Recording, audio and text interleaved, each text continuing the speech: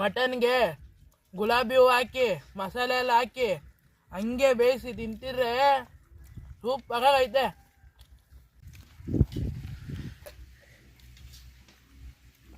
Mutton ಗ್ರೇವಿಗೆ ಹಂಗೆ rose ಹಾಕಿ ಮಸಾಲೆ ಎಲ್ಲ ಹಾಕಿ ಫ್ರೈ ಮಾಡಿ ಎತ್ಕೊಬಂದು ಕೊಟ್ಟವ್ರೆ, ಹಂಗೆ ಸೂಪರ್ ಆಗೈತೆ.